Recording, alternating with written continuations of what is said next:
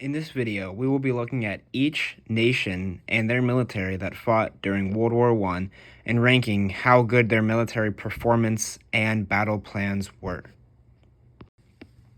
The way this will be done is a number of tiers, from S tier through A, B, C, D, and F tier. S being superb, obviously, or superior, and F being at the bottom with the worst militaries. For this, we're going to be starting at the bottom of the list, and that will be with the only country in the F tier, and that is going to be the Ottoman Empire. Now, the Ottoman Empire was on the decline for hundreds of years leading up to the point that World War I actually occurred, and it showed, because the Ottomans lost almost every single battle they were a part of.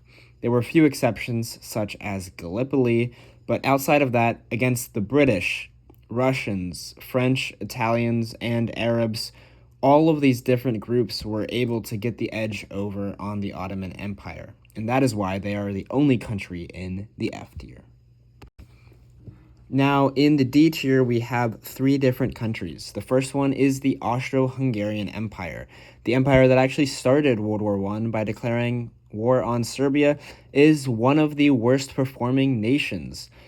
And this is because Austria-Hungary, even though it had a massive military and army, was horribly organized. Part of this is due to the very diverse amount of ethnicities within the empire that led to miscommunication and mistranslations, but the other part of it is due to their lack of military leadership and performance on the battlefield, with Austria losing most of the battles they were a part of, relying on the Germans and their leadership to carry them into victory. The next nation at the D tier is the Russian Empire, one that versed Austria very frequently in the First World War, and the one that had the largest army to start off the war. Now, unfortunately, even though the Russians had the numbers, they never had the quality of troops, plans, or equipment that was needed for them to actually productively fight the First World War. And this would eventually cause them to spiral into a total revolution, leading them to leave the First World War. The final country in the D tier is the Romanians. Romania entered the war in 1916 on the side of Russia and the Entente, but quickly got over 80% of its country occupied by the Central Powers, namely Germany and Austria-Hungary. Not only that, but most of their army was also destroyed, leading Romania to be very insignificant in the rest of the war. Moving on to the C tier, we have two countries, the first being Italy. Italy joined the war after switching their political allegiance in 1915 on the side of the Entente, starting a front with the Austrians in the Alps. Now, unfortunately, since it was the Austrian Alps, the Italians performed horribly during the First World War, but not as bad as the Austro-Hungarians, as the Italians were mostly able to hold the line against superior Austrian and German numbers. The other country we have in C tier is Greece. Now, it only joined in mid-1917, meaning that we do not have a lot of Greek battles to look at for evidence on how well they performed. However, they did hold the front when they were in the war against the Austrian, Bulgarian, and Ottoman forces in the Balkans. But they themselves, as the Greeks, never had any huge major offensives or victories. Moving on to the B tier, we have two countries as well, the first being France. France was in the war from the get-go, and for 4 years defended their homeland against the invading Germans. But with this, of course, came heavy losses and numerous mistakes that the French army and leadership commanders made. In fact, the French army began to mutiny by 1917 and definitely into 1918.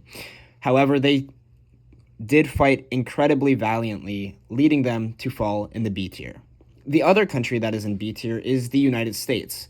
While, like Greece, it has a very small sample size in terms of actual battles in World War I, the battles they did fight were significant and very well executed by the Americans, with very little exceptions.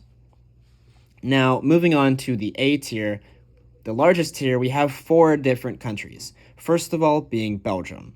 Belgium, with a very, very small yet professional army, was able to hold off the much larger German army in the early onset of 1914.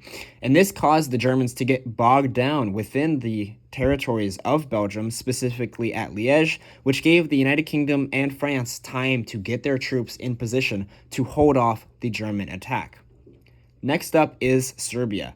Serbia, just like Austria, one of the countries that started the First World War, was able to hold off against the much larger Austro-Hungarian armies up until Bulgaria joined the war, adding another front to it in 1915. The Serbs would lose around 15% of their entire population, but with this, they still fought to the bitter end. The third country in the A tier is the United Kingdom. The largest economy at the start of the war and the largest navy performed very well on land as well, fighting against the Germans and also the Austro-Hungarians in Greece and the Ottoman Empire on multiple fronts in the Middle East, performing very well in all of these respects, having some of the most professional armies amongst the Entente. The final country in the A tier is one on the Central Powers, and that is Bulgaria. Bulgaria, joining the war in 1915, performed very well in a blitzkrieg-style campaign against the Serbian army, and then was able to occupy Albania and southern Serbia and hold off a multinational army in the Greek front for many months. Finally, we have the single country in S tier, and that is the German Empire. Germany in World War I was definitely the best performing nation, both on the battlefield and in planning.